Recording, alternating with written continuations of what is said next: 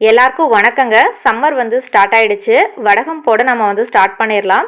இன்னைக்கு பார்க்க போகிற ஃபர்ஸ்ட் வடகம் பார்த்தீங்கன்னா தக்காளி வடகம் தாங்க. இந்த மாதிரி சம்மரில் வந்து நம்ம வடகம் போட்டு ஸ்டோர் பண்ணி வச்சுட்டோன்னா மாதக்கணக்கில் நமக்கு வந்து யூஸ்ஃபுல்லாக இருக்குங்க.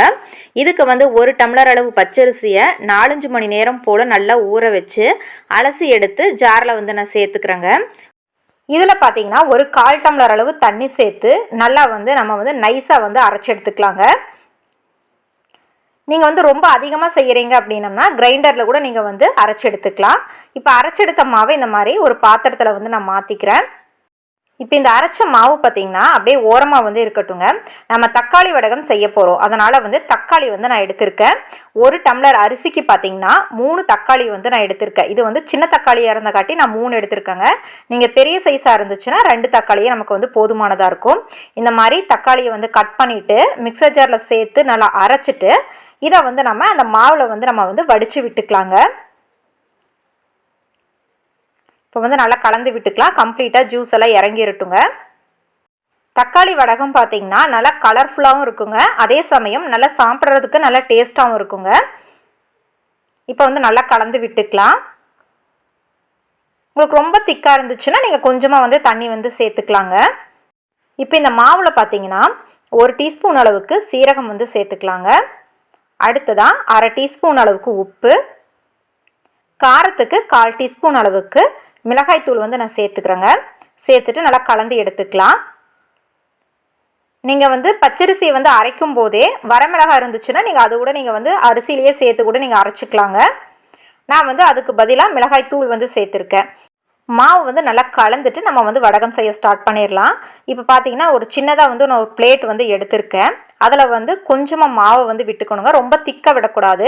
ஒரு 2 டேபிள் ஸ்பூன் அளவுக்கு மட்டும் மாவு வந்து அதில் சேர்த்துட்டு நல்லா வந்து ஸ்ப்ரெட் பண்ணிவிட்டு இந்த மாதிரி இட்லி பாத்திரத்தில் வந்து நம்ம வந்து இட்லி அவிப்போம் இல்லைங்களா, அதே மாதிரி வச்சுட்டு நம்ம வந்து க்ளோஸ் பண்ணிடலாம். ரொம்ப அதிக நேரம்லாம் விட தேவையில்லைங்க. ஒரு 50லேருந்து 60 செகண்ட்ஸ், அதாவது 1 நிமிஷத்துக்குள்ளேயே நம்ம வந்து எடுத்துடலாம். இப்போ 1 நிமிஷம் ஆயிடுச்சு. ஓப்பன் பண்ணி பார்க்கலாங்க. பார்த்திங்கன்னா நல்லா வெந்து நமக்கு வந்து கலர் வந்து நல்லா மாறி வந்திருக்கு. பார்த்து கவனமாக எடுத்து இதை வந்து இப்போ நம்ம ஒரு அகலமான பாத்திரத்தில் தண்ணி வச்சுட்டு அந்த தண்ணியில் வந்து சேர்த்துடலாங்க.